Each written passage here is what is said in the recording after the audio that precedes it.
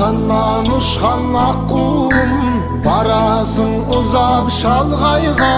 Қанатың қалқам талмай ма, жазылған тағдыр маңдайға. Қанатың қалқам талмай ма, жазылған тағдыр маңдайға. Еркінде өскен шырағым, желкілдеп өскен құрағым.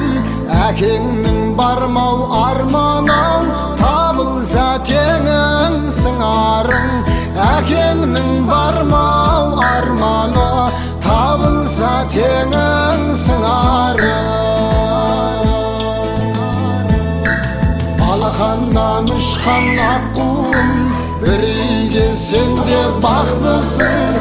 Алыстап барау жатқаным, арқама менің баптайшын.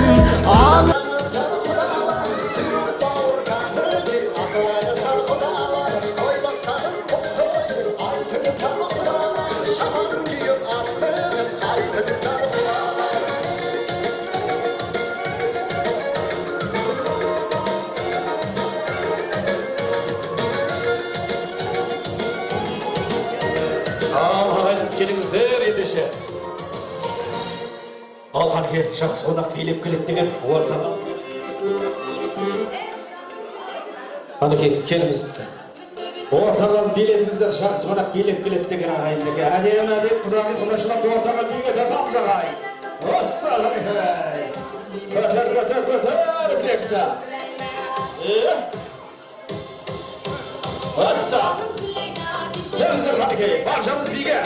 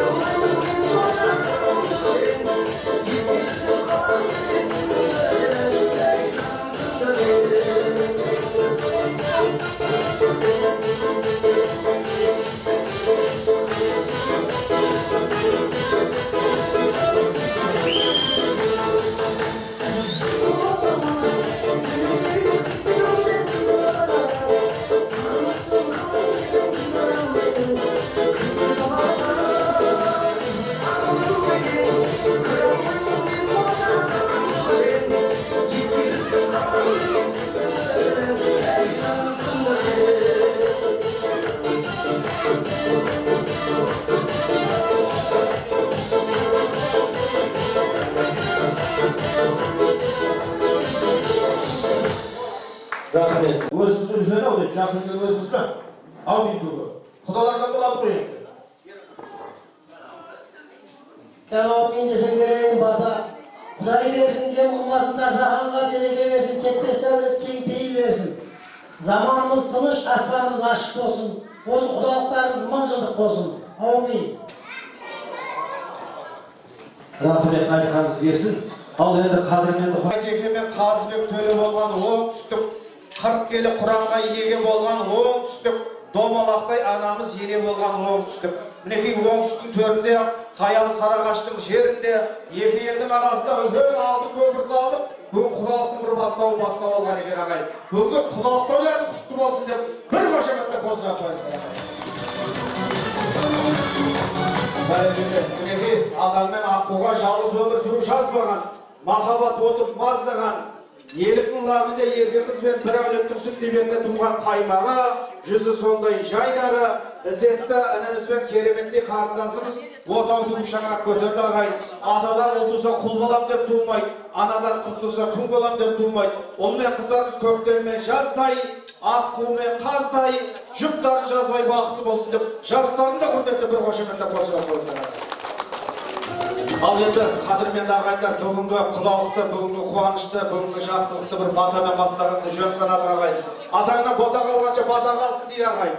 Бұл батамен бастаған іс игі істердің бірі болады деседі ағайын. Сондықтан мен әулеттің үлкендері, әулетіміздің туыстаған тұлғалы азаматымыз, бәйге бермес қазанатымыз, ақылшымыз, данамыз, қамқоршымыз, панамыз деп мен сағына төріне әулеттің үлкендері мінекей Батыр ағамыз, Болат ағамыз менен Талғат ағамызды арнайы ортаға шақырсам деп отырмын. Бүгінгі тойды, бүгінгі құдалықтың бір бет-бетесін бір ашып берсін, баталарымен бастап берсін деп, осы ағалардың батасымызын әдемі танысатын боламыз. Ағаларды қаршылап қарсылайық қайын, қошеметтер қол соғайық. Болат аға, келсеңіздер. Ал қайын.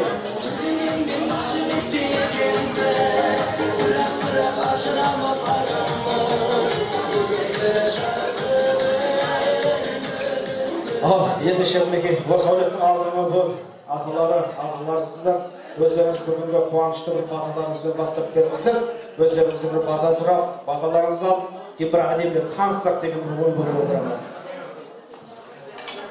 Шүкірсіздер құдалар, сенің қадамдарыңыз құтты болсын.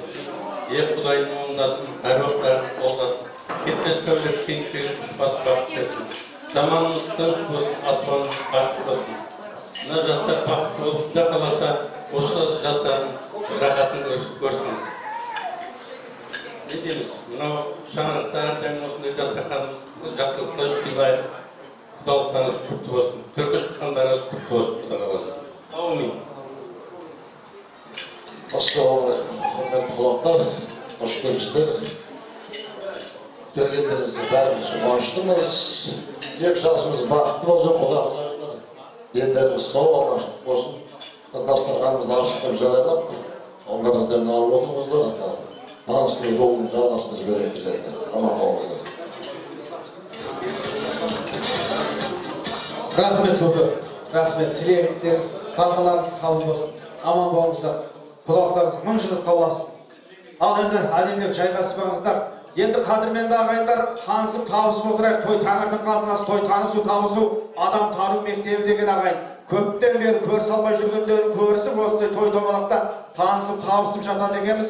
Ендеше бір таныстыру мәртебесін алдымен осы құдаларды бұл өзімізді жақтан бастасам деп отырмын ағайын. Өзіміздің әулеттен бастасақ, жаңа құдаларымыз қазір ғана келіп дастарханға жайғасып қой ағалар.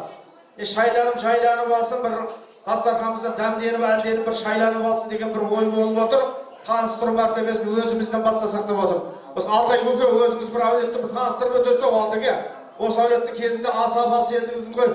Қалай тойды бүгін сразу сценарий бойынша Алтай көкем осы деген ғой деп шақырып жатқан жағдай. Бірақ Алтайға арнайы әулетті бір таныстыру мәртебесін көке өзімізге берсек, кейін құдалар өздері таныстыра жатыр. Қазір жайғасқан соң құдалардан бастамай тұрмыз, өзімізден бастамайық алдымен. Алла. Рахмет, насыл жолы. Ассалаумағалейкум, құрметті құдалар, құдағилар, қош келіпсіздер. Егер аяқтарыңыз егіліп тұрсын құда қаласа. Мына шеттен таныстыратын болсақ, жаңа осы құдалығымызды ашып берген Болат ағамыз, біздің үлкен ағамыз, әкемізден кейінгі. Одан кейін Күймелі деген женже қол көтеріп қойсаңыздар, Күймелі женже. Қол көтеріп қойыңыз, қолды дейді, Күймелі женжеміз. Одан кейін отырған кісі жаңағы Болат көкенің жеңгеміз Ғалия есімі. Bekte olurman Talat ben ağamız жаңағы. Еміздің ağamız, еміз ağamız. Öyle açık söyledim. Mına olurman Selep'in деген жеңгеміз. Oda kelim olsa Kudağlıklı İmdastır dedi, Altana Sabar деген жеңгеміз. Oda kelim ağamız. Arjığında тұрған Ерлан деген осы да, Бәкен құдаlarımыздың баласы. Мына тұрған Қарашаңғатта Бауыржан деген енеміз. Кішкентай енеміз. Мына аржағымызда қызмет болған Абай деген жігіт, менен кейінгі Бәккелдеріміздің ағасы. Бәріміздің ағасымыз тұр ғой. Мына Қанай деген жігіт жанында тұрып, бұл да Тәтенің баласы, бөтен іштің демейді берді. Есімі Қанай. Жанында тұрған Абай құдаларымыздың үйіндегі келінің аты Жайла деген Алматыда болады бұл кісілер. Қызмет. Мына Айкелі әзіркендерге текеп балар жұмыс істеді. Мына Айкелі деп келін қол көтеріп не yaptыңыздар. Мына Ерлан деп келін. Мына қыздар енді қыздарды етпей қойып, аттарын кейін айта береміз. Мына Нұрғазы бөлек таныстырайын деп қойып, бөлегі бұл кісі. Женше біраз маған қарап көзін алайын болады. Ол іштен етпейді. Нұрғазы бөлеміз, қарын бөлеміз. Жаңа базардағы бақыстар ғой. Содан деген жеңгеміз Роза. Қол көтеріп қойсаңыз. Айтпай бара тұрып, как бала көзімен қарамай. Міне енді общий транспорт болып ойын бұлай. Шашынан шімше ойлап көріп отырмыздар. Осы Татарханның әрсіздер жылған Құда қаласа аман есен өтісі болайық. Рахмет аға, Алдекең құрметіне бір қошеметтеп қол соғыңыздар. Рахмет. Әрине бір қабырынан тарқатып, әулетті бір керемет таныстырып өтті. Ал ендеше жаңа құдалармен танысайық. Мен микрофонды жаңа құдалардың біріне ұстайын. Араларыңыздан бір елші шығып, бір Ruhumuz oynuyor. Ya kulaklarınız tuttu olsun. Buna şimdi Atır'da kulaklarınız var edi, ömrüden ötmekten kazın. 64 neyse, gecesi, son sinisi. Adınız mı dedi? Bizer bölüm. Bizge ulaşa size dedim, kulakları olur mu? Tümle aşçı. Adınız Gülsüm. Bu Altındaki yollarınızın üskün. Bu Cengiz'e. Altındaki yollar. Nazira. Bu yetişede karnasının piyovu Asit.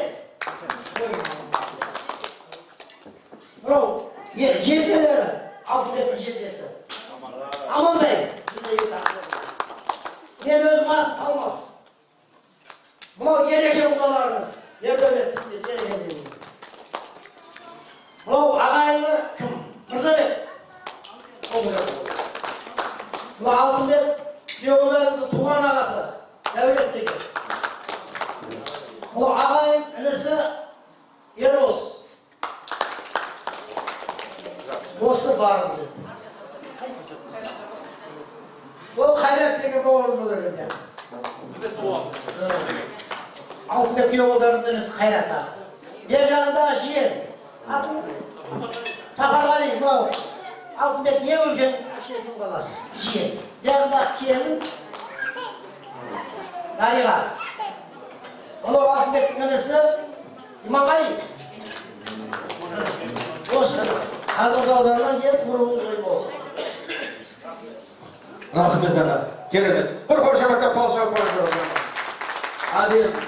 Мінекей, киелі қазғұрт, қасиетті қазғұрт, Нұх пайғамбардың кемесі тоқтаған қазғұрт, мінекей қадірлаған сондай қасиетті жерден алыстан ат келеді, керемет құдалар, құдағай құдашылар келіп жайғасып жатқан жағдай ағайын, құдалықтарыңыз құтты болсын дейміз. Енді дастарханымызға дәмге қараңыздар, алыңыздар. Ендеше тойға келген соң тойдың әңгімесін айтып отырайық. Мына мұғалім сабақ береді, аспазшы тамақ береді, дүкеншіге барсаң көз береді, тамада сөз береді. Тойымыз қызық болсын деп тез береді, мен де бір сөзін тездетіп отырайын. Көптің тілегі көл деуші еді ғой ағайын. Мен сондықтан да тілектің төресін осы құдағилардан бастайын деп отырмын. Төрде отырғаннан кейін екі бірдей құдағи бір әдемі жанасып отыр. Байқаған боларсыздар, мен төрге қарасаңыздар. Мінекей, сондықтан осы қос анадан бастасам деп отырмын ағайын. Екі ғасырдың жүзін көрген, мінекей, көренің көзін көрген, бүгін күнің өзін көрген. Бала үшін бақыт жиған, біреуді тілдемеген, біреуді күндемеген, арық жаулығы кірлемеген деп бір аналық ақтекті өз құдағиларға ұстайып, қошеметтеп қол соғайық ағайын. Шапалақ қайта. Ал құдағилар, тілек айтыңыздар. hürmetli ablalar. Olsun. Hürmetli ablalar, ben tümleme şulan. Ostar'ın canı, şeşesinin, abdesinin, ben Adem'nin karındasının kızının bakırdı. Ben tümleme şulan. Al endi hürmetli kudalar, toylarımız kutlu olsun. Ömür yaşlarımız uzak olsun, dentallıklarımız жақсы olsun, жұмыстарымыз алға жүрсін. Осы жайлы жастардың қызығын көріңіздер. Немере шөбере шөпшек көріңіздер, мен құсаппен шөпшек көрдім. Ал енді құрметті құдалар, құдай 1000 жылдық дейді ғой, жоқ олай 100 жылдық дейді ғой. Енді осы бізді сіздермен бірге табыстырып отырған осы екі жас. Сіздерде қыз бар екен, бізде ұл бар екен. Осы екі жастың арқасында біз сіздермен бірге табыстырып отырмыз. Екі жастың өмір жасы ұзақ болсын, денсаулығы жақсы болсын, өмірлі шөбірлі болсын, бақытты болсын екеуі, керемет, күшті отбасы болсын. Алла тағаладан не тілектесе, Құдай осы екі жастың тілегін берсін. Құда қаласа, келесі жылы біз осы жайлы неге бесік тойға келейік.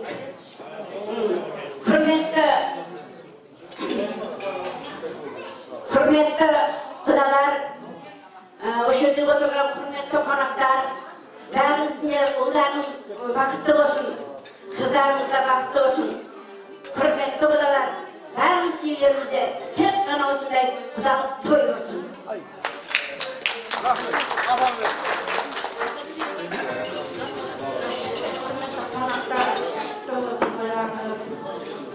Той arkasında kavuşamazın aman dolayı. Hepsi baqıtlı olsun. Hem осы Дәулет Қалбектің әкесінің туған сіңлісі боламын. Денсаулық болсын, осындай тойларда кездесіп, аман есен ойнап көріп жүре берейік. Екі жас бақытты болсын. Рахмет апа, тілегіңіз қабыл болсын. Сіздерге айтарым мына Домалақ анадай әулетті болыңыздар, Айша биби анадай сәулетті болыңыздар, Қалашаш анадай әулетті болыңыздар. Қазақ халқының аяулы ардақты анасы болыңыздар деп аналарға бір қошемет болмаймын осындай. Рахмет, 100 жасаңыздар ортамызда жүр. Қаражан ағамыз ортаға алдырып отырмыз. Бірі сырғаймен, бірі қасиетті киелі домбыраның бір әуез үніменен бір жақсы бір ән айтқалы отыр. Сіздер дастарханымызда дәм ала беріңіздер. Біле білсеңіздер, о ілгері замандарда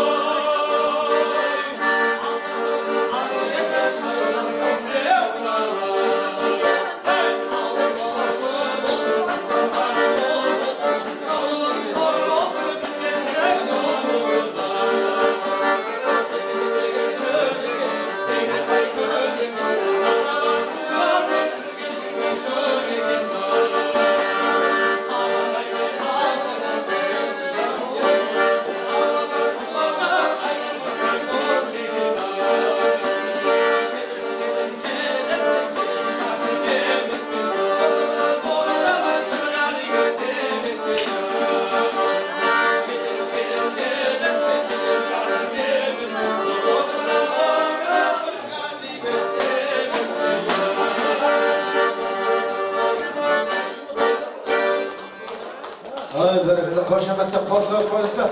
Жұп болсын ба ағайын. Ана сен жұбы жақсы ау деймін. Солай ма? Ал жұп болса бір қошаметті қосып қойыңыздар. Жұбы жақсы.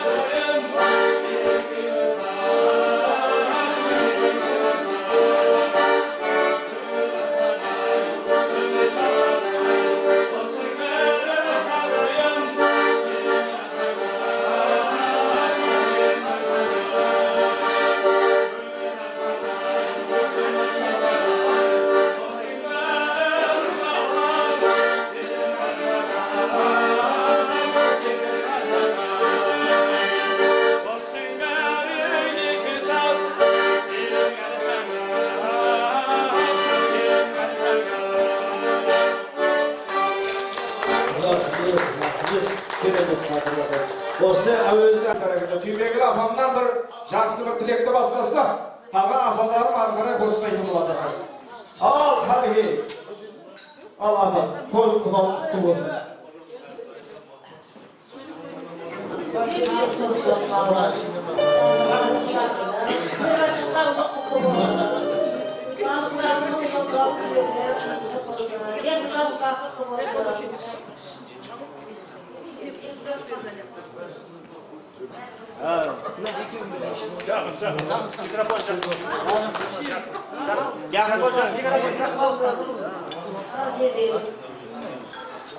Dastарханымыз бol болсын, денсаулығымыз бol болсын, бақыт күндер той болсын, күндер той болсын. Бәріміз денсаулық тілеймін, бәріміз той болсын, жақсылықпен ойнақшылық десеміз. Шапақты шығарып қойыңыздар. Ал қанша, жолмен апаларымыз қанша. Ал қалепа, сіздер де бір ыстық ықылас болсын. Ал апа, тілегіңізді бәрі.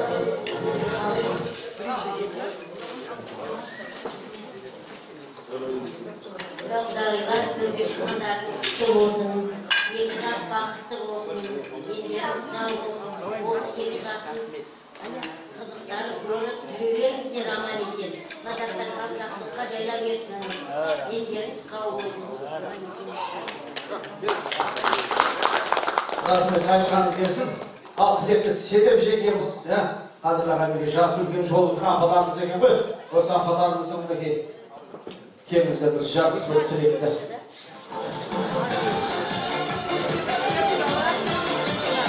Ал сендер бабасына микрофон. Құдалар, екі жас бақытты болсын деп, өздерінен көбейіп өсіп өне берсін. Күйеу бала бізге сыйлық болсын, қызымыз сіздерді құрметтеріңіз жасасын, бақытты болсын, өсіп өнсін сол өлде. Тек жақсылықтарында жүздесіп жүре берейік. Бәріңізге амандық тілейміз, денелеріңізге саулық тілейміз. жандарыңыздың рахатын көріңіздер. Не тілесеңіздер тілектеріңіз періштенің құлағына шалына берсін. Аман болыңыздар, жақсылықта кездесейік. Sol şirin bugün, adı da bugün sol şirin. Yel şarta varam, şirin yerde yel şirin. Aldım suda, aldım duva sattı. Küybirdirlikte, dürbün suları şarşardı.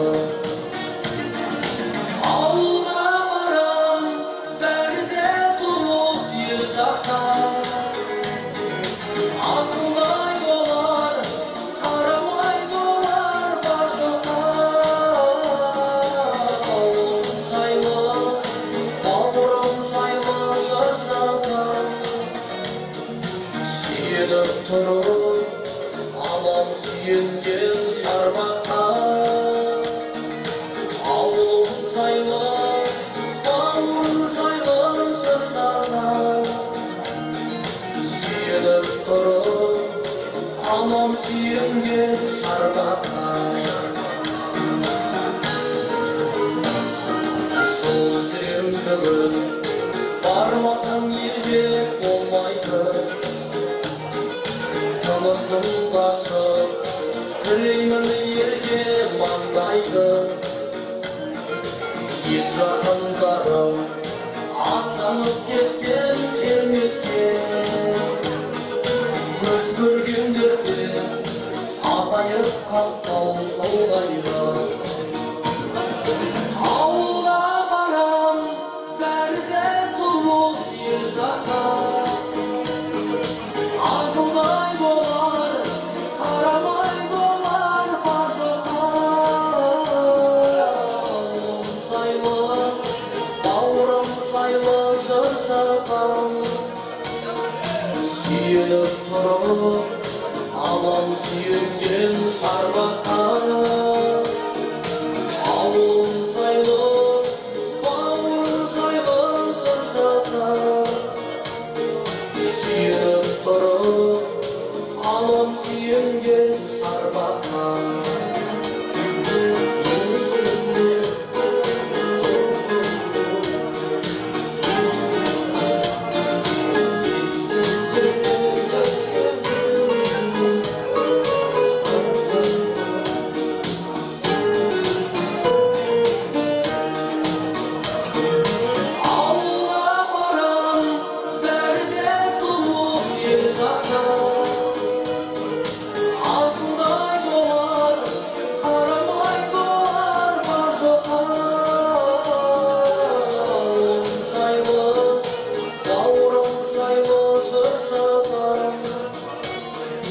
Suyunub turup, anam suyungen şarbaqqa Avlum jaylı, baurum jaylı jır жазам Suyunub turup, anam suyungen şarbaqqa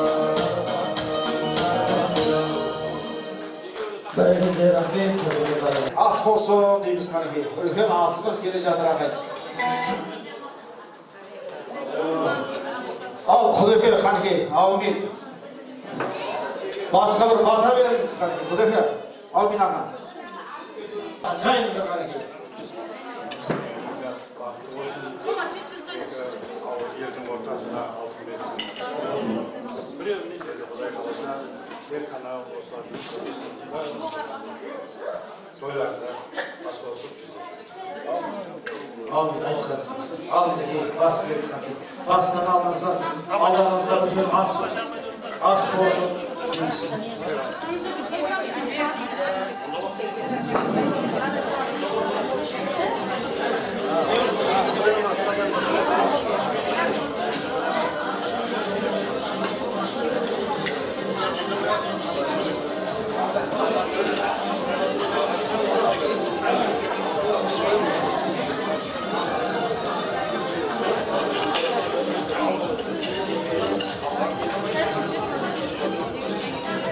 Allah'a bir asıp karanızlar.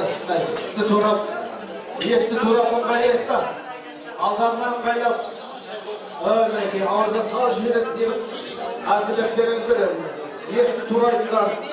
Alta sağlıp ыңғайлаңыздар енді.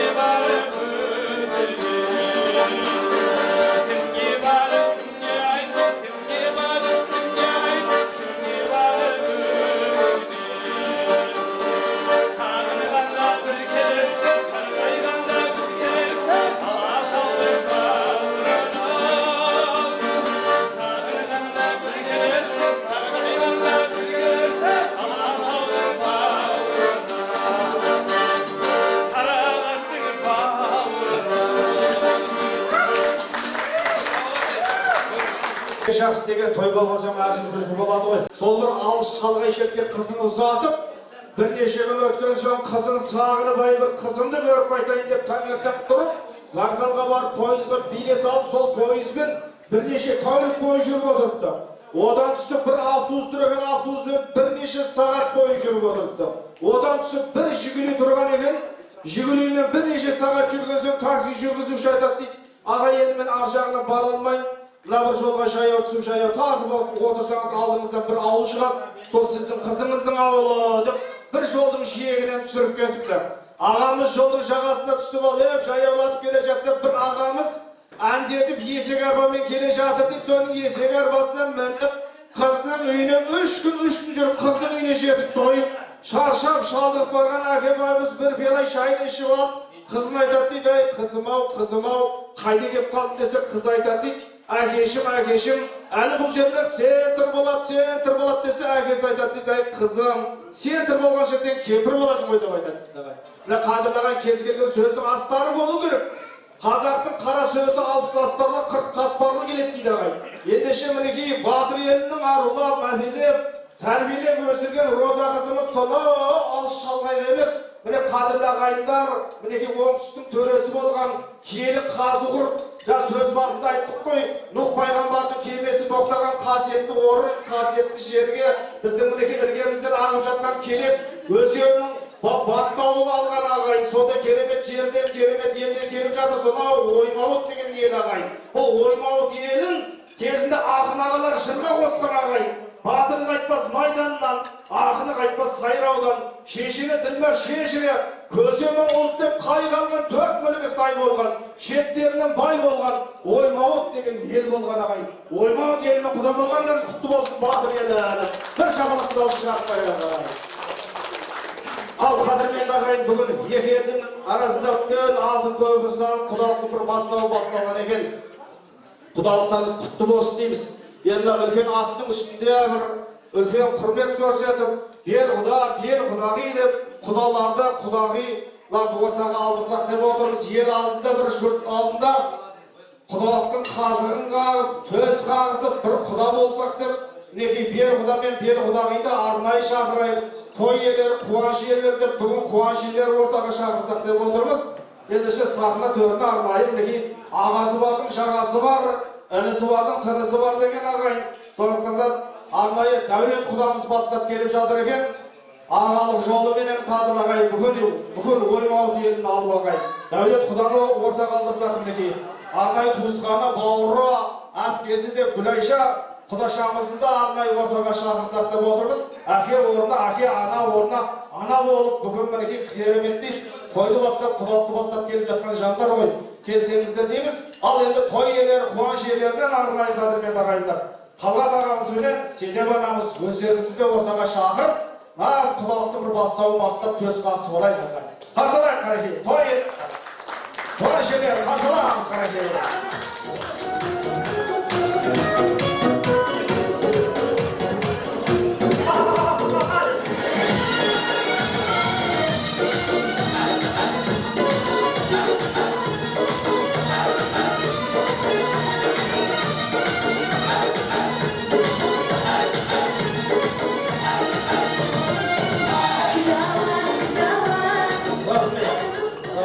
Ал ендеше бір тілектің төресін ыстық тамақтың үстінде бір ыстық ықыласты арнайы тыңдасақ деп ортаға алдырып отырмыз. Құдалықтарыңыз құтты болсын алдымен мінекей. Құтты бола берсін, жастар бақытты болсын. Ал ендеше тілектің төресін мінекей қасапқа сөзді берсең қалай малды сойғанын айтады. Мұғалімге сабақта сөз берсең бағаны қалай қойғанын айтады. Ал бел құдамызға сөздің кезегін берсең нағыз сөздің қаймағын айтады ағайын. Бір қошеметтеп қол соғып қойыңыздар, құдамыздың ниетін қойыңыздар. Assalamualaikum warahmatullahi wabarakatuh.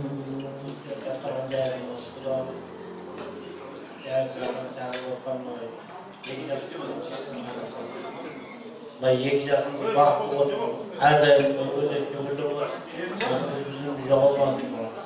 Алтын көпіріміз әрдайым үзілмесін. Осы жиын той менің барлығыма екі жасымыз ғой. Әке-шешеміз тірі болғанда мына әке-шешеміз осы құдалықтың алдында сөйлемеді мына. Әке-шешесінің орнына әке болып, шешеміз орнына әпше болып шығып отырғанға мынау өзімізде сәл андай қыламыз енді, өмірден өтіп кеткеннен кейін. Онда да өзіміз сөйлеп отырғанға сол әке-шешеміз болғанда басқаша боларын ба деп. Мынау бәрінің басын қосып отқанда 2 жас қона. Алтын көпірі әрдайым үзілмесін Құдеге әрдайым дастархандарың жақсылыққа жайылсын, сіз біздің жоғалмасын. Тойға ұласын, бақытты, өбілі, шүбірлі болсын. Не дейміз басқанда? Сөйлерімізді неғыламай қалдың, қуаныштан дейіндерде. Арғарайында әпшемізді жалғастырады, шешесі. Рахмет. Қошаметті қол жауып отырыңыздар. Рахмет, Құда қаласа тілек ниетіңіз қабыл болсын. Ал енді тілектің төресін арнайы беріп құдағиымыз деп арнайы мінекей әпкесі келіп отыр. Бүгінгі жүрек жарды ниетімен, тілегімен мінекей туысқаным бір басы екі бас болды деп қадірлаған керемет қуаныш үстіндеміз ғой. Ал енді тілектің төресін мінекей Сарыағаштың суындай болған, Төле бидің туындай болған, Түркістанның қарбасындай, Мақтаралдың мақтасындай үлбіреген әдем келбетті тыңдаңыздар, Құдашамызға тілекті де қояға. Құдашамызға бір қошамызды қойыңыздар. Керемет тілегін еректі. Ал не дейміз, құдағилар, құдағымыз мың жыл болсын, күйеу бала жүріп болсын. 2 жас бақытты болсын, әрдайым жақсылық болсын, ой болсын. Үлкендердің сөзіне қосыламыз. Алтын көпіріміз мықты болсын. Бай қуатты болады. Рахмет, Құда қаласа, біздің қызымыз балдай батып судай сіңісе берсін. Келін құтты бола берсін өздеріңізге. Өз қазағының қыздарына шай құю мен төсек жинауды ғана үйретеді қаған бәрін қайненеден үйренеді екен ағайын. Құда қаласа, қайнене орнына ене екенсіз, Құда қаласа, білмеген үйретесіз. Құда қаласа, өздеріңізге балдай батып судай сіңісе берсін дейміз ендеше. Енді қадірменді ағайындарына әзі сөз күлмекке жақсы деген той болғасын әзіл күлкі болады ағайын. Бірде бір қайнене мен келін өте тату тұрымды, татулығы соншалықты бір-бірімен астарлап сөйлеседі деген, жаңаша айтқанда намек тастап сөйлеседі деген. Бір күні келіні ерте талысты ұйықтап қапты, талысты ұйықтап қалған келін енеге ұнаңқырамаған болу керек, бұл келін деген талысты ұйықтаймын екен, бұл несеген қайтып тұр деп айтсам екен деп, ақыры ойлап барып есінің жанында жатқан мысықты ұстап алып, келін ұйықтап жатқан терезенің маңайына барып мысықты ұрып жатыр дейді, жейсің де жатасың деп мысықты сабап ұрып жатса, бір кезде келіні жұлқын сыртқа шығып кетіп бара жатыр дейді. Бұл келін деген қайтер екен деп, арқасынан қайненесі бағдап қарап тұрса, келіні жүгіріп барып, қораның маңайында жүрген бір топ тауықтың арасынан қоразды ұстап алып, енесінің алдына келіп ұрып жатыр дейді. Не өзің ұйықтамайсың, не біреуін ұйықтатпайсың деп ұрып жатыр дейді ағайын. Бұл енді қадірлі ағайын не үшін Құда қаласа, әулеттеріңізге балдай батып судай сіңісе берсін деген ой ғой Құда қаласа. Ал енді тілектің тізгінін той иелері, қуаныш иелері деп бір ағалық ақ тілегімен бүгінгі мінекей ағасы бардың жаңасы бар деп тек айтылмаған шығар. Сондықтан да мінекей бабалардың бәрі бүтін ақтаған, намысындағанға сақтаған, үйне мейман қонбаса жастығына жатпаған деп қонақжай меймандос ағамызға бір қошемет болмай ма ағайын? Аллаға. Рахмет, жолдас. Құрметті құдағилар. Құдаменен Құдашам айтқан сөздерін қосылып отырып жалғастырып, 2 жасымыз бақыт болсын, өсіп өбесін. Құдалар сіздерге мұңғылық болсын, құдаларымыз. Сіздерге де Алла денсаулық берсін, амандық болсын. Ішкеніміз ашымызды, көңіліміз тәтті болсын. Ауылымыз Аллас ойымыз болып жатқан еліміз ғой. Бірімізді сынай беретін жағдайымыз жоқ. Сіздер біздер білесіздеріңізді, біз сіздермен танысып жатырмыз, келгендеріңізге рахмет. Не дейміз, біздің ниет тек қана 2 жас бақытты болсын, өсіп-өне өсін, құдалығымыз мың жыл жалғаса берсін. Еліміз сау, жақсылықта тойында кездесе береді. Рахмет сіздерге. Рахмет ағайын, ниетіңіз, тілегіңіз қабыл болсын. Ал ендеше, алыпта шіркін анадан туған деген ағайын, бір қолымен бесік тербетсе, бір қолымен әлемді тербеткен ана дейміз, аялаймыз ағайын. Сондықтан да мінекей бір әулеттің анасы, бір әулеттің панасы, ақылын айтар данасы, қамқоршысы панасы деп бір аналық ақ тілекті Седеп анамызға ұсынайық. Қошеметті қол соғайық ағайын. Мына бүгінгі тойымыздың болсын, екі жағымызға да, екі жасымыз бақытты болсын, өздерінен көбейіп өсуіне берсін. Мына біздің қызымыз Құда қаласа бақытты болып, лайықты қыз, Құда қаласа бақытты болсын, өсіп-өнсін, өсінен көбейсін. Тек біз соның тілеулесіміз, тілеп жүреміз, аман болса, дені сау болса, қабағы түспесе деп. Сол аман болсын, өзімен өзі болсын. Тек жақсы тілектер тілейміз. Барлықтарыңызға амандық тілеймін. Дендеріңізге саулық тілеймін. Өсірушілеріңіздің рахатын көріңіздер. Тек жақсылықта, осындай дастархандарда кездесейік бәріміз. Аман болыңыздар. Рахмет, айтқандарыңыз келсін. Құдай қаласа сіздерге айтарым, дұшпандарыңыз бастарын иіп тұрсын. Құдай қаласа алған келіндеріңіз азаннан бастап сәлем салып, кешке дейін басы жерге иіп тұрсын.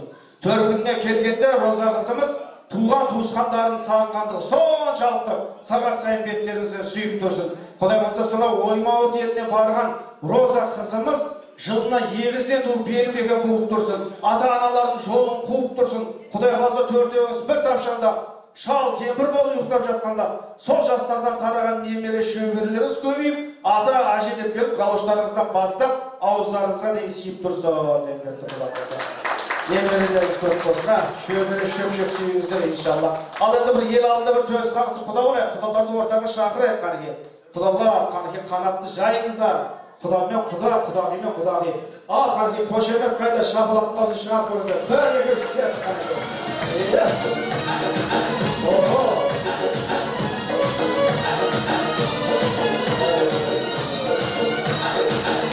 Ал құдағилар қанеке. Сіздерде бір төс қағысы ел алдында қанатты жайыңыздар.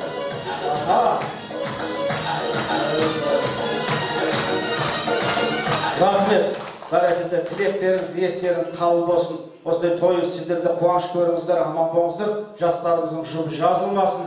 Еділмен жайық сияқты, бірге жүзген қайық сияқты, Амудария сыр сияқты ұйқасатын өлең мен жыр сияқты жұптар жазылмасын. Бақыт болсын, балдай бақыт судай сіңсеңіз. Рахмет. Сіздер енді дастархан мәзірінен орын береміз ағай. Жайғасыңыздар. Bir alınızlar ya, bir kumalıklı жуамыз енді ағай. Bir жастар төс қағысы.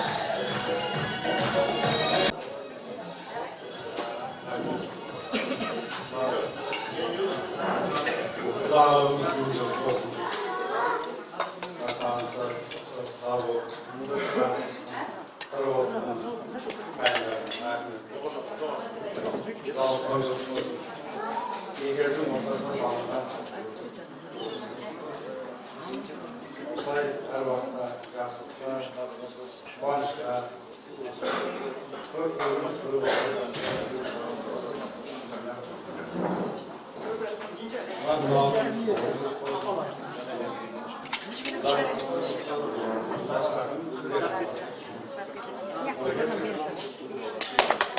Barikаңыз келсін.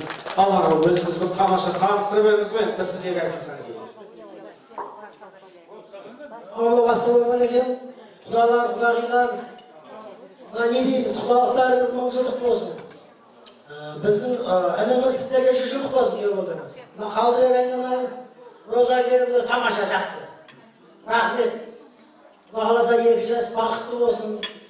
Өмірі шүбірі болсын, өздерінен көбейсін. Құда қаласа сіздер үлкен тажағаттарыңызды үстіп ойнап, күліп жүре берейік. Рахмет. Осынша ізет көрсетіп отырғандарыңызға үлкен рахмет. 2 жас бақытты болсын. Бұл жерде сөйлеген үлкендердің қадасына інсін. Жақсы. Рахмет, құдеке, тілегіңіз қабыл болсын. Ал енді, ал деңіздер, соғыстырып ішкен сіңді. Дедім бірден амалая, сүрмелеген сөзінде айға, соғашарыз малабая, естіктім ортаға қарай, соғашарыз сажая, әлиғанында сесімін қарай,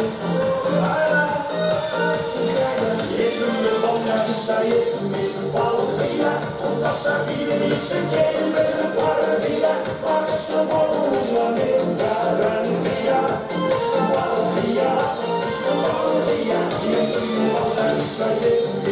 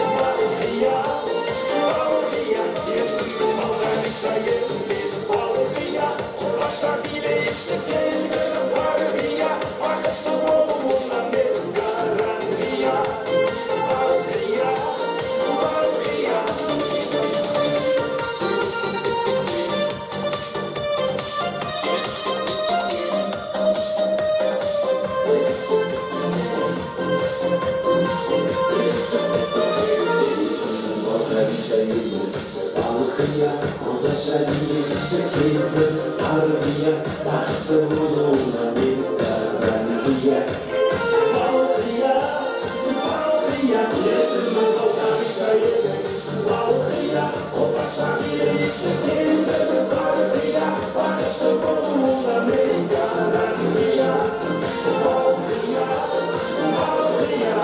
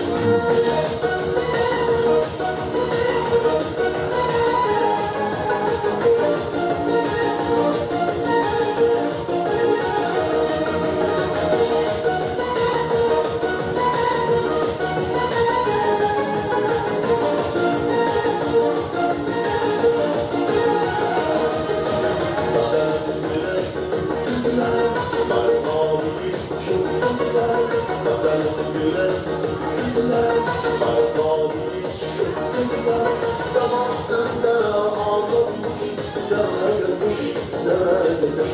Dağıttığımda ağzım kuş, dağına düş, dağına düş.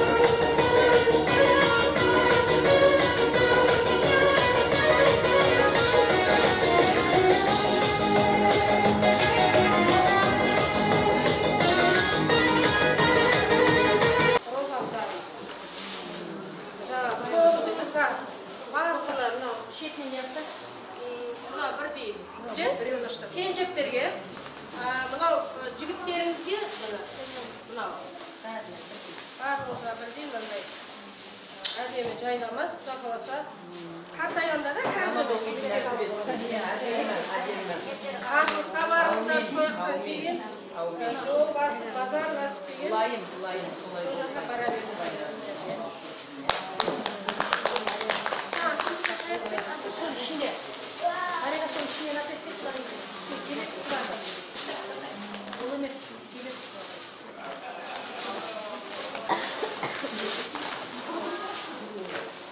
Мынау біздің жаңағы Розамен бірінші танысқан кезде қасымызда болған үйде келіп бізге таныстырған Роза құдағиға жаңағы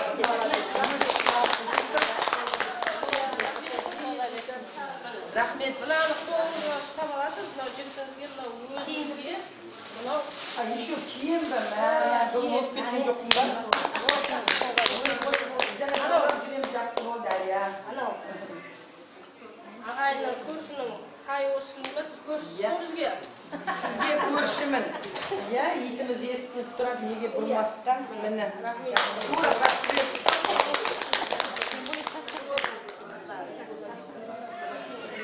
Рахмет. Жаңағы ағайындарға не? Бетіндегі ашатындар. Өздері соғып. Мынау үй соғып. Мынау ағайын тоғыз ғой, ағайын тоғыз.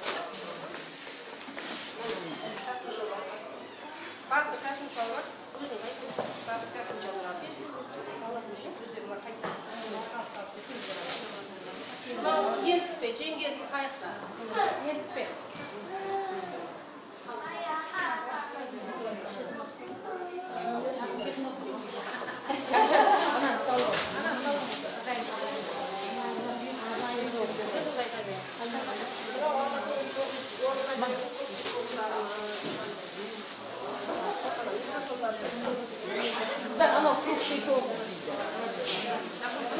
Құдағи шай. Құдағи шай.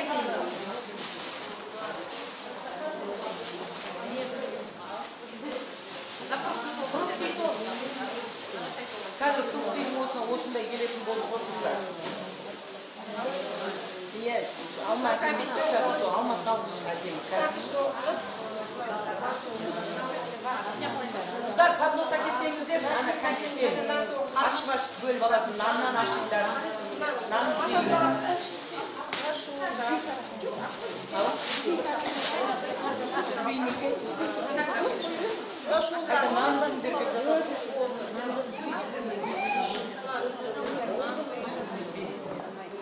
Адамды аз дейді, маған екі-үшеу өздерің бір-біреуден аласыңдар. Мына мен шалып. Иә. Bu yoqdan da o yoqdan da alamın. O жерге koyuyor. Birev aralashdi.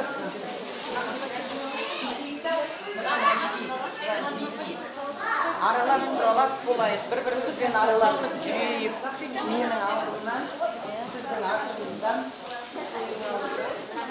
Иә, біреуіңіздің алдыңыздан, біреуіңіздің артыңыздан.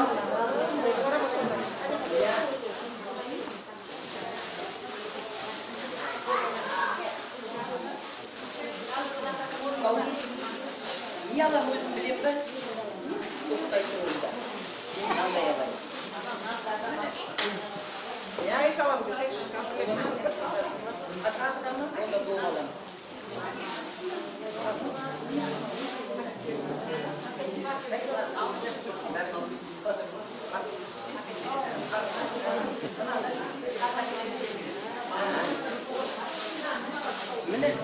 Ne bu? Ben ne alalım?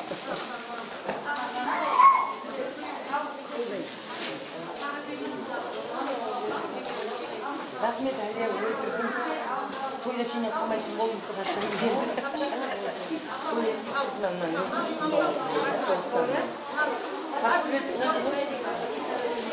şunu ben yedim ağabey.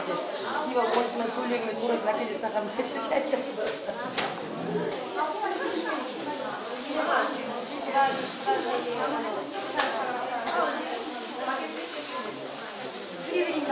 Verirsin, o bana yıkıyor verirsin, bir yuvaz olur.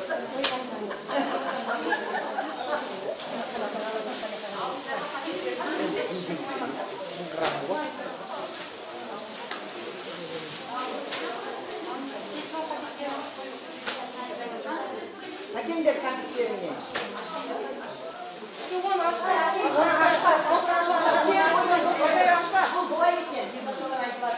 Bu değil şey, karaşara Kamşat bana usiyelim var. Şay Aksıdan şartlarıyla şay verir. Kudari şay koyuyor mu ya?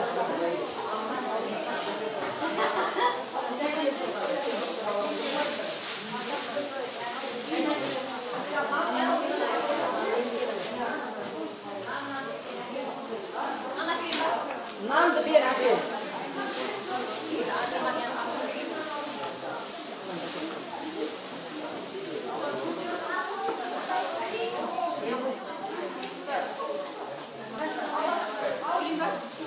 Nam da üzgün, bütün bir taraf giydi.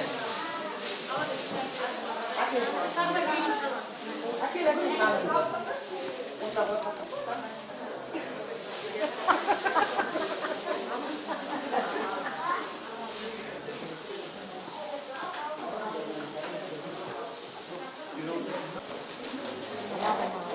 Hadi kızlar akşelerine mutlu ettiniz.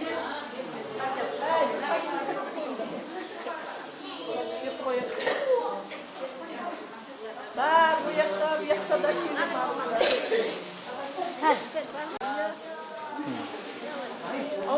Aldın da bana. Bata veririz.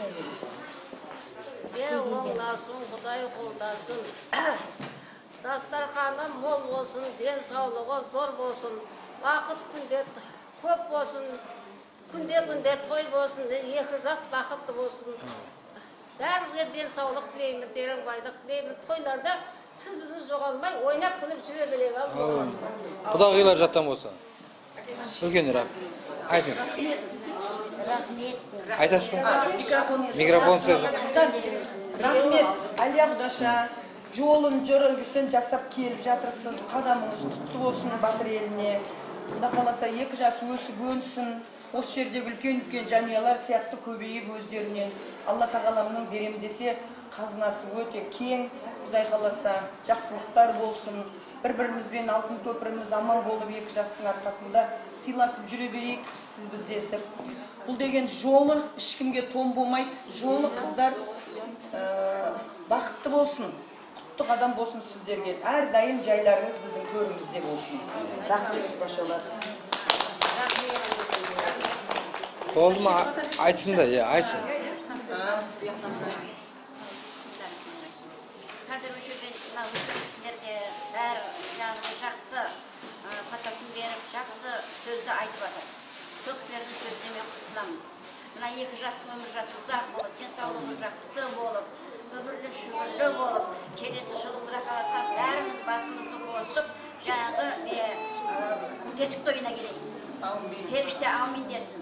Осы 2 жас сондай керемет отбасы болсын. Осы 2 жастың Құдай не тілектесе, Құдай тілегін берсін. Бәріміздің де үйлерімізде құдағилар, бәріміздің үйлерімізде тек қана осындай құдалық той болсын. Осы кісілерге сөз берейін, сөз алайын деп алдарыңызға кіші бас, үлкен басымызды кішірейтіп келіп тұрған жөніміз бар. Жалпы мен өзімді таныстыра кетсем, жалпы ата-анамның біреуімін, Алталаштың біреуімін, Қазығұрттағы Суан бағыстардың жиенімін, жалпы әлім еліне күйеуімін.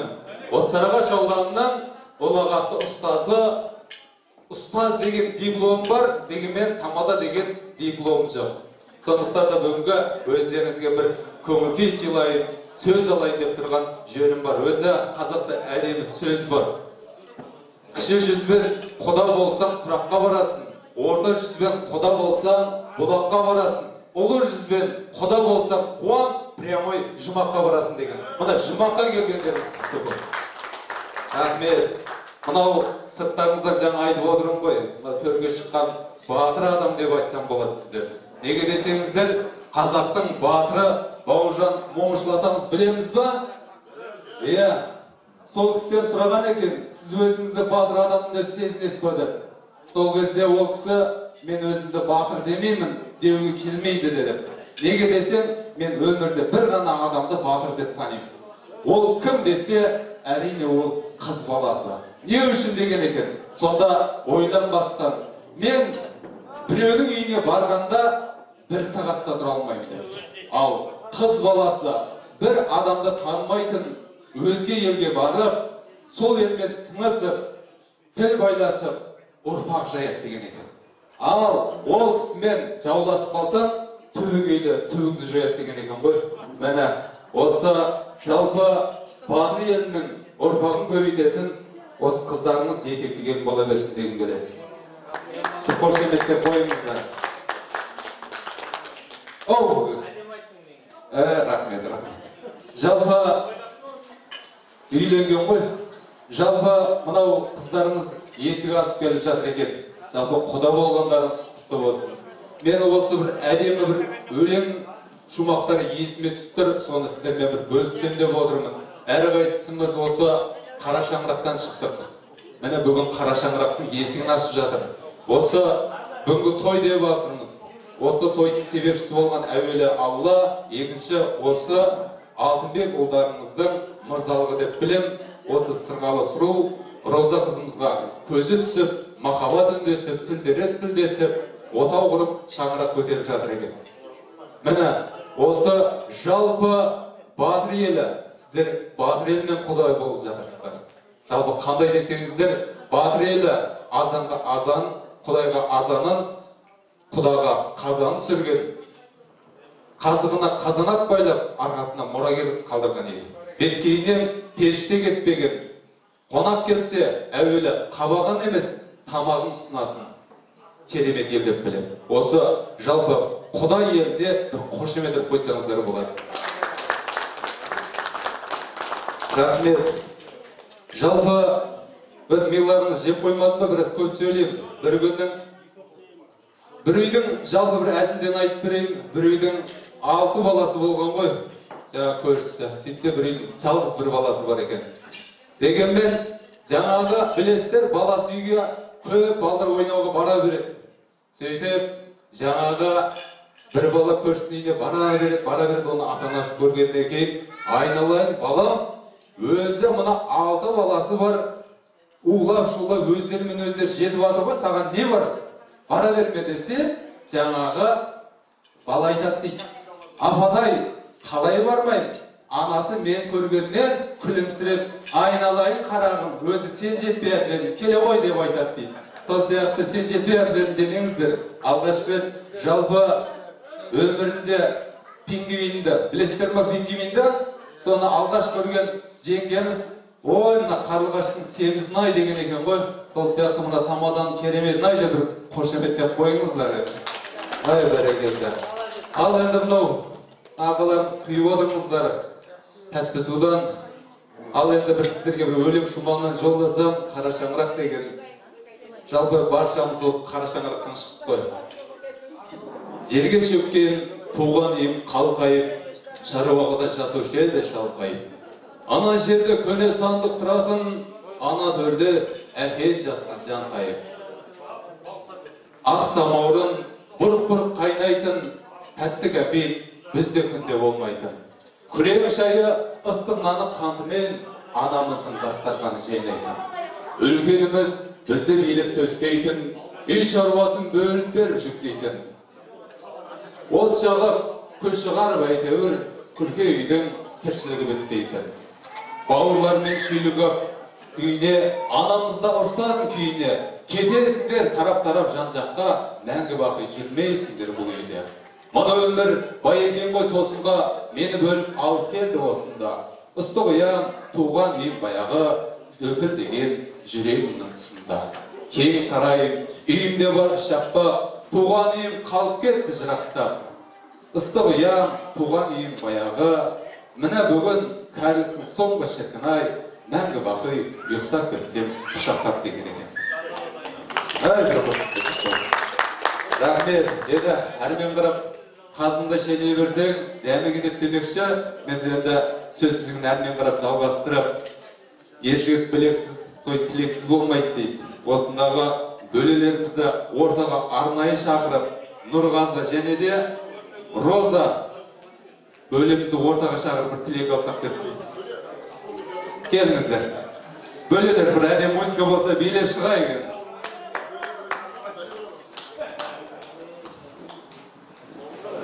Қош келдіңіз. Ал енді бір әдем ақ тілегіңізді арнасаңыз деп отырмыз. Ассалаумағалейкум, құрметті көршілер, бүгін батырлар дастарханға бас қосып отырмыз. Құдашалар, көңілшқандарымыз құтты болсын. Мынау екі жасымызға Құдай бақ қадір дарысын. Алланың берері көп, бере берсін. Алланың сыйынан қайтпасын. Құрметті құдалар, мынау өмір деген осы қазақтың жақсы қасиеті бар ғой. Бас қосып, әңгіме болып, сырласып. Мен сол күн бүгін туған екен, өте жақсы әдемі өтіп отырды өзім ойлаймын. Керемет, неге құдалар да, құдағилар да, құдашалар да, ағайындар да бәрі көңілді отыр. Әрдайым осындай сый-құрметте бола берейік. Дастарханымыз тек қана аққа жайылсын. Алла тілегімізді қабыл қылсын. Еліміз аман, жұртымыз тыныш болсын. Сәлеметсіздер, көпшілік қауым. Құдағилар, құдашалар, құдалар. Батыр елінің төріне шыққандарыңыз құтты болсын. Енді кафе демесеңіздер, қазір осындай заман болды ғой. Әйтпесем кәдімгі осы кісілердің төрінде отырмын деп есептеңіздер. Анау бұрында бір мақал болады ғой. Ағалары әкесіндей, жеңгелері шешесіндей болған заман деп. Рахмет, бөлелер. Міне бүгін бір үлкен қарыздан құтылып жатырсыздар. Ата-аналарыңыз бір аунап жатқан шығар. Рахмет барлықтарыңызға. Біздің розкамызды өстіп, төрлеріңізден жайларыңызды беріп, құдаларды күтіп, міне өздеріңізді көрсетіп, елге бар екенсіздер, нар екенсіздер, мың алғыс сіздерге. Құдағилар, әрдайым жайларыңыз төрде болсын, құтты болсын, екі жасымыз бақытты болсын, Розкамыз бен Алтынбек ауызбіршілігі мықты болсын, ынтымағын берсін, Алла мол нәсіп берсін, қазынасы кең жаратқан егемнің. Құдай қаласа шілдехана тойды нәсіп етсін бізге. Алладан соны шын жүректен тілейміз. Өсіп өне берсін. Розка деген қыз өте барлық жақсылыққа лайықты қыз. Ақылды да, парасатты да, ізетті де, инабатты да. Алла тағала барлық қасиетін бойына жинап берген. Өте сондай алтын, өз басым разымын. Ата-анасына рахмет, сондай қызды туып осы кісілерге берген. Не дейді, қарындастың ең жаманы ат жемеге жарайды дейді. Біздің Розка барлығына жарайтын қыз. бүткіл ағалары үшін тұра алатығын бір тал қарындастарыңыз рахмет бөлелер. Бізді де міне елеп сыйлап шақырып, екі жақта да болып жатырмыз, дастарханда дәмдес болып жатырмыз сіздерменен. Рахмет көп-көп, бұдан да жақсылыққа жайылсын дастархандарыңыз. Алтынбек, сен үшін деп. Мен сені Алтынбек. Біздің Алтынбекпен ауылымыз аралас, малымыз қоралас, етіміздің дауысы бір-бірімізге естіліп жатқан жер. Бірақ бұл кісілер өздері тауып қосылған жандар. Біз тек екі аяқ екі қолымызды көтеріп келіскен жандармыз. Аллаға мың қайтара шүкір. Алла бақтарын ашсын, ынтымақтарын берсін, барлық жақсылығына тілеулеспіз. Құтты болсын бүгінгі құдалығымыз. Рахмет, нағашылардың орны бір басқа, туысқандардың орны бір басқа. Ортада бөлелер сөз сөйлеп тұр. Неге бөлелерге бір шапалақ ұрмасқа деп бір қошеметтеп қойып? Рахмет, Нақым айтып жатыр. Алтынбек алтыным деп жатыр. Өсіп өліңдерді керемет тілек айтып жатыр. Осы тілектеріңіз қабыл болып, екі жастың бойына да Құдай қаласа, Роза келіндеріңіз келесі жылы екіншіге бола берсін деген келеді. Жалпы осы сіздер секілді көкеміз бен ағамыз тілек айтып жатыр дейді. Айналайын осы екі жас бақытты болсын. Бақытты болсын, қол үшін созайық деп қоймайды дейді. Осы Алтынбектей баласы тыңдап тұрып, айналайын атамау, 60-қа дейін қол үшін соз, әрмен қарап нормальный өмір сүріп кетер деген екен. Сол сияқты екі жас бақытты болсын, шаңыра бақытын берсін айналайын. Рахмет, Ақбілектер. Ақ дастархан барына бардым, сонымен барып едім. Айналайын, ана жерде атам алдыма шақырып болды ғой мен. Мынау менің шетінім, Сарыағаштың аты жулы тамадасы деп мақтап сөз бермеді осы тойды басқарды. Сонымен не дерін білмей, қара сөзін қаш жіберді, сөз жібер, әнге даусым жоқ, сонымен не істерін білмедім. Асқанынан Ескендір Хасанғалиевтің Атамекен ән білетін жарыстар. Соны айттым ғой. Сөйтіп еді мына төрде отырған апамыз орнынан атып тұр. Айналайын қарағым деп, басында сипап қалтама 5 теңге салды. Қуанып кеттім ана жерде. Айналайын осы әнді қайтадан айтшы деп. Қайтадан жақсылап тұрып шын жүрегімнен айтты. Тағы айтып едім, 2 рет тұрып та 10 мың теңге қалтама салды ғой. Қуанышымда шегі жоқ.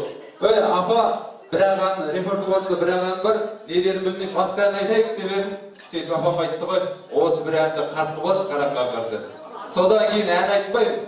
Дегенмен бүгін міне менің ақтасым осы Сарыағаштың жалпы атақты әншісі, эстрадалық Қуаныш мырзаның керемет әнін өздеріңізге ұсынғалы тұрмыз. Мынау ыстық ас келе жатыр, астарыңыз дәмді болсын, құлақтарыңыз әнде болсын деп. Ал Қуаныш мырза, әніңізден жіберіңіз.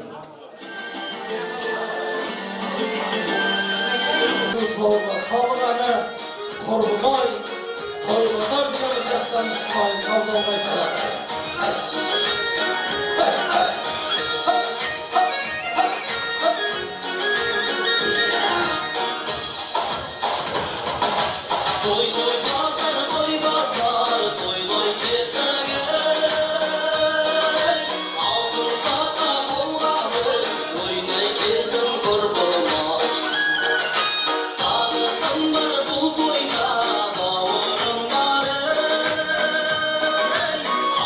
Sata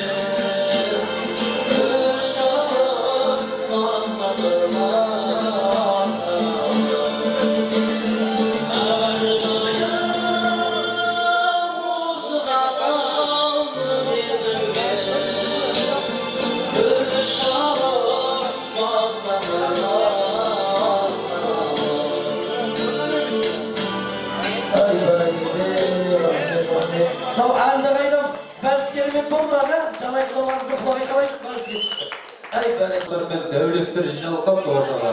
Жалпы бүгінгі тойымыз қуанышты, жастарымыз дәулетті бұқты бір қошеметтеп қойайық. Ал енді осы бүгін той алаңының төрінде байырғы құдалармен және де араларыңызда сөз сөйлемей қалдым деген құдалар болса, ортаға құрметтермен алтын басты той төрінде шағырсам деп отырмын. Келіңіздер. Бүгінгі тойдың ерекшелігі құдалықта жалпы атамаймыз.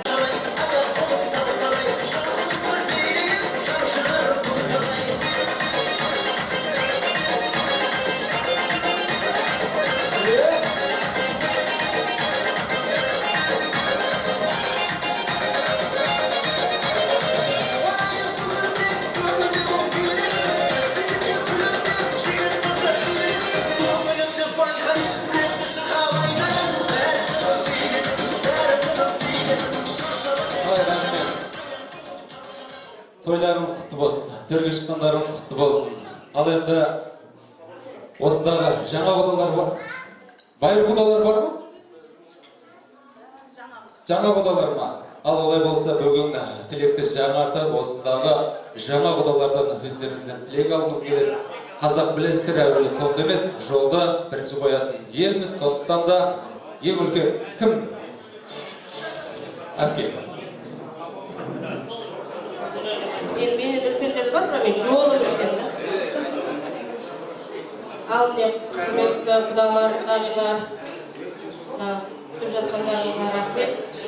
Екі елді елмен тапсырып жатқанда 2 жас.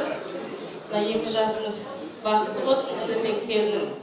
Өсіп өне берсін, бағдауметті болсын, дендері сау, өмірлері ұзақ болып, Құда қаласа өмірлі шүбірлі болып, үлкен әулет болып өсіп-өне берсін. Тек жақсы күндерде сіз біздесіп жүре берейік, мына алтын көпіріміз құтты болсын. Бәріңізге осындай құдалық той жұғысты бола берсін. Құда қаласа жақсы күндерде кездесе берейік.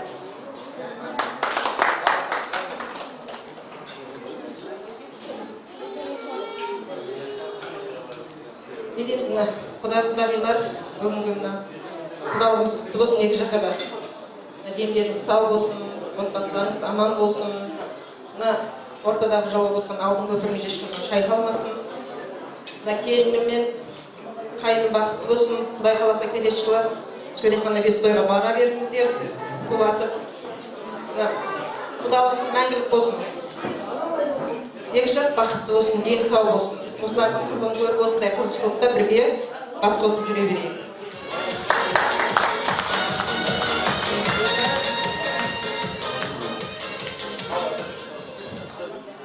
Ассалаумағалейкум. Қалар. Жолдарыңыз болсын. Бақытты болыңыздар. Жезіқан қайырма, ағаларым бар мен. Ассалаумағалейкум қалар. Науқастардың жайы құттықтап, жаңағы туысқандарыңызға рахмет. Құда қаласа құдалығымыз мың жылдық болсын. Жайық дастархандарыңыз әрдайым жақсылықтарыңызды жайыңыз Құда қаласа. Жаңағы сабаның ежат боламын десем келетін сөзіне бәрін қуанып қалдық. Құда қаласа бәріміз ежатымыз арта берсін. Дендеріңіз сау болсын. Ол жақта біз, бұл жақта сіздер аман болыңыздар. Құдалығымыз 10 жылдық, ежаттығымыз 100 жылдық болып, аман есен жүре берейік. Рахмет қарсаңызға, дастархан жайын баршамыз күтіп, отбасылар той болсын, аманшылық болсын. Ассалаумағалейкум қарапен құдалар. Құттықтарыңыз құтты болсын. Алтын көпірлеріңіз құтты болсын. Осы сізбен біздер кездесіп жүрген екі жас бақытты болсын. Өссін, өніпсін.Ендеріңіз сау болсын, отбасыларыңызға амандық,ендеріңізге саулық тілеймін. Бақытты болсын еншісіз. Не дейміз? Қалбеккеде құдалық құтты болсын. Общайшынше той құтты болсын. Не дейміз басқа? Құдалық 1000 жылдық болсын, тойға ұласын, Құдай қаласа сүндет тойда, бесік тойда, Құдай қаласа ойнап, күліп, жүріп, қызметте жүре берейік. Ағайын той үшін ағайын ғой. Құдай қаласа жақсылықта жолға берейік.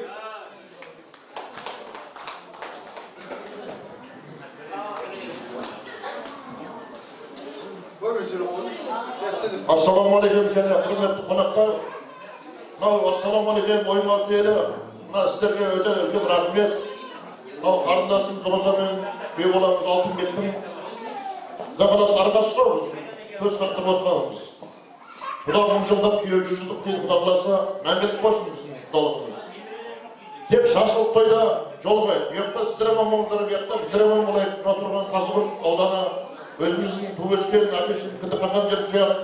Еліміз сол жерге біздің жүгіргендегі абай деген еліміз. Мен батыр жайдақтарымыз, құдалар рахмет, өте ұйымшыл келдіңіздер. Мен және бір рахмет етпақшымын ағайындарыма, жеңгем Сапаргүлге, жеңгем Седекгүлге, інім Айгемге, Бауыржанға, Жанайға, Ерланға інілеріме мен рахмет, абайым бар, Қанай бауырым бар, ағамыз Мұрат көкем бар, Ербол бар, Құда қаласа. Рахмет. Той ағаймен бітетін нәрсе ғой негізі. Жастар бақытты болсын енді, жеңгем сөйлесін.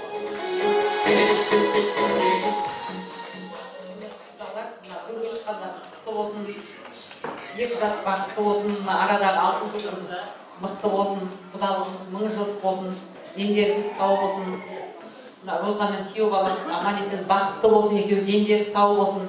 Құда қаласа енді жыл бесікпей болсын, шілдехана болсын, дендеріңіз сау болып, тек сізбіздігіміз жоғалмасын. Той қалмасын. Ай, рахмет, керемет тілектер айтылып жатыр. Өзі жалпы сөздің үштері болады екен. Бірінші, айтуға болатын, естуге болмайтын. Естуге болатын, айтуға болмайтын. Ал үшінші, айтуға да, естуге де, тыңдауға да болатын. керемет сөздер айттыңыздар. Міне, қаптың бауызы ашылды. Құдай қаласа, екі елдің бүгін алтын көпір салынып, сол көпірмен керуен тартып келіп отыр екен. Қашанда есіктеріңізді жақсылыққа, қуанышқа, тойға қақсын деп келеміз. Тек қана той көріңіздер, той болсын. Ал енді сіздердің құрметтеріңізге құдалар биін әлемдер қарыз ederiz. Би алаңдар. Рахмет.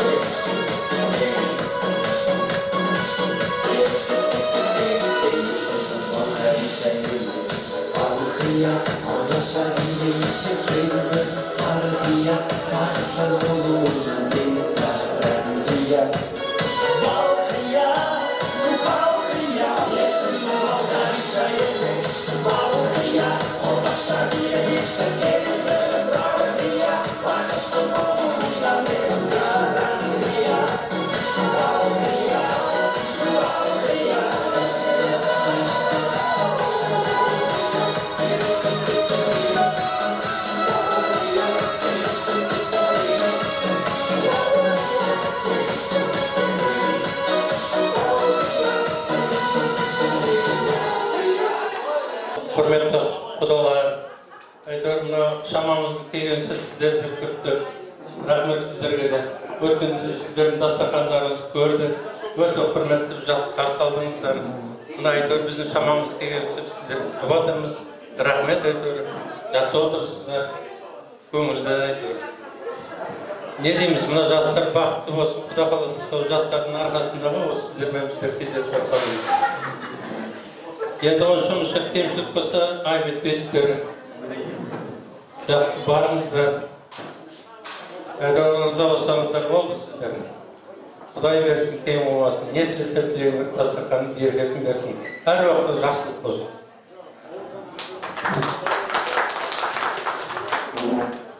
Құрметті құдағайлар,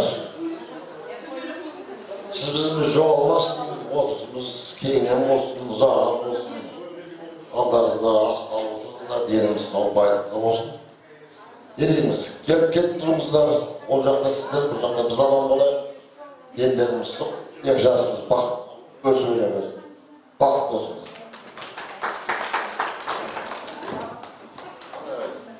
Ассалаумағалейкум құлдар. Көріңіз болсын. Елінің жастарға дейтін бақ, елдері сау болсын. Әр қала университеттерде де болсын, жақсы бақытты күндер болсын, жақсылық болсын. Алла берсе әрдайым жақсылық қойда, думанда кездесе берейік. Егіздеріңізге рахмет, мәселе. Жастарымыз бақытты болсын, аман болыңыздар. Өкті сіздер бияқта біз аман боларға деп көргіңізге сәлем жеткізу болсын. Бақытты болсын, жастар. Ассалаумағалейкум, құдағайлар, көргіш шыққандарыңыз болсын, аман болыңыздар, жақсы күнде аманшылыққа жолға, мынау апшемен жезден бақытты болсын, дені сау болсындар. Бәрі жақсы болсын.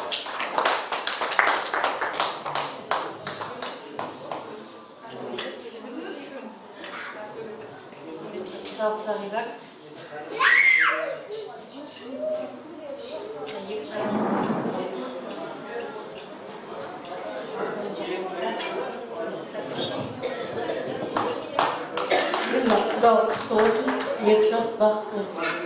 Тойыңыз тойда болса берсін. Рахмет. Міне, бүгін керемет қуаныш, керемет құдалық болып тұр. Осындағы оны төле отырған құдалардың жүзінен байқап отырмын. Неге десеңіз, міне, адам қандай болса жүзінен нұр шуақ төгіледі дейді. Біреудің адамға бір нәрсе керек, бір нәрсе керек емес дейді. Біріншісі керегі құштарлық, керек емесі іштарлық дейді. Адам біреудің тойына барғанда қандай ниет болса, қандай тілек болса, ол басына келмей, бұл дүниеден ол адам өтпейді екен. Міне, бүгін барша ағайын бір үйдің баласындай, бір жеңнің саласындай тік тұрып, тойда аман есен өткізді. Абай атам айтқан екен, әрбір істің басын бастау үшін 3 нәрсе керек. Бірінші тілек, екінші ниет, үшінші күш деп. Міне, үшеуі де жарасып, бүгінгі тойларыңыз керемет өтті. Ертеде жалпы мен сияқты жас бала үйленіп, тойынан жолдас баласы екеуі шығып, жолдас баласы Италияға кетіпті. Содан кейін арадан 5 жыл өткеннен кейін жаңағы жігіт жолдас жаңағы үйленген баласын үйіне келген ғой. Сөйтіп үйіне келіп шай ішіп, жан-жағына қараса, ешқандай шуылдап жатқан баланың дауысын естиді. Сөйтіп қарап тұрып, айналайын досым, әлі болмады ма деп сұрап қойған екен. Сол кезде бала ұяңқырап қарап, ештеңе етпейді айналайын. Бұның жауабы бар. Сен Италия деген жерде бір мұнара бар. Соның төбіне барып, бір шырақ жақсаң, сенің келіншек көтереді деген ғой. Сонымен сол сөзді іліп, қазақ білесіздер, ырымшыл етшіл. Киімін жинай сала келін екеуі Италияға барып, жаңағы отты жақ үйіне келіп, 1 жылдан кейін босанған екен.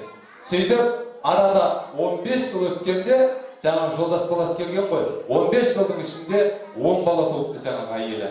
Сөйтіп келіп, үйіне келсе, үйінің ішін барлығы тобырлап атқан бала, әке-шешесі жоқ.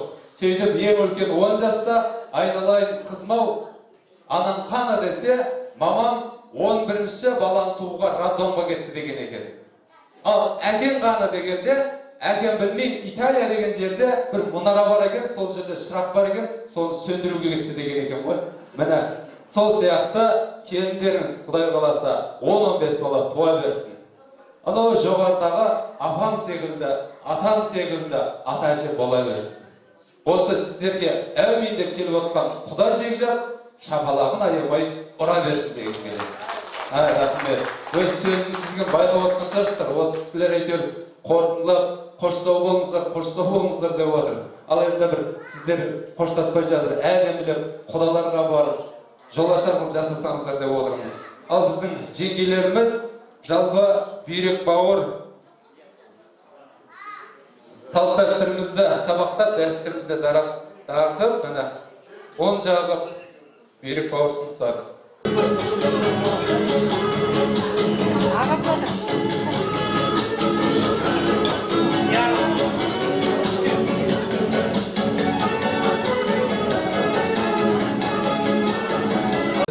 Бата берсең, сонымен той көтерілді.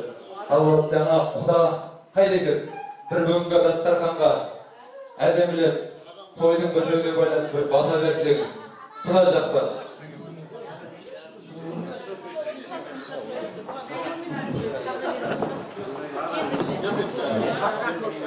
Алла құрметті құдағилар, мына үлкен рахмет сіздерге. Осынша сізді іздеп көрсетіп бізді күтіп отырғандарыңызға. Құдалығыңыз 1000 жылдық болсын, күйеу балдарыңыз 100 жылдық болсын.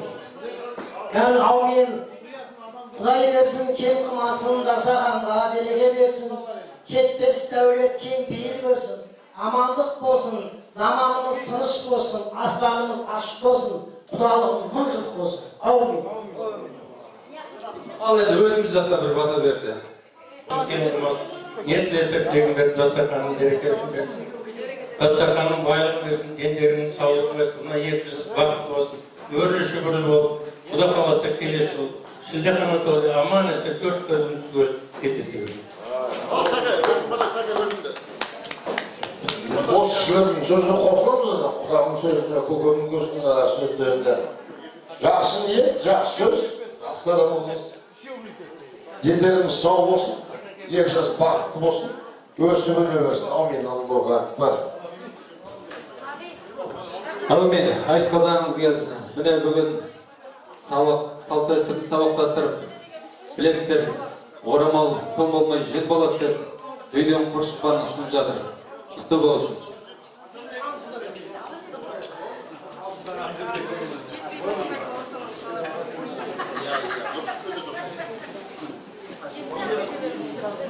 Ал енді мына аталарымыз ақ батасын берді дастарханға.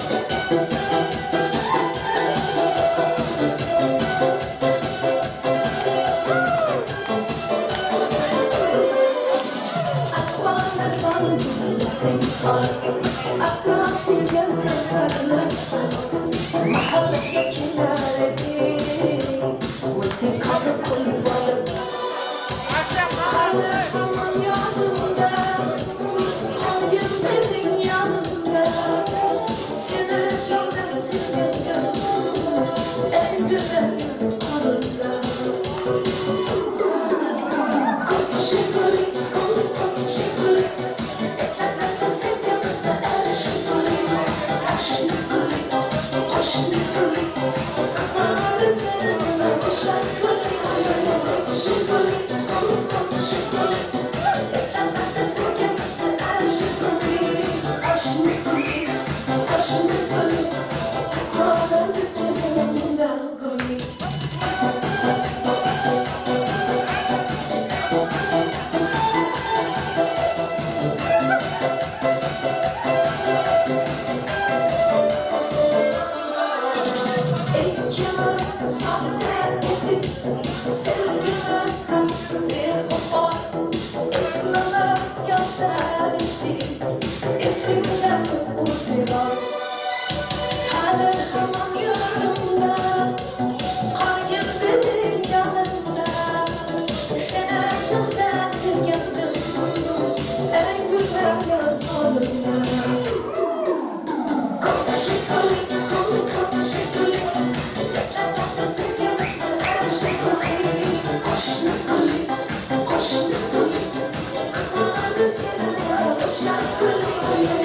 Şekuri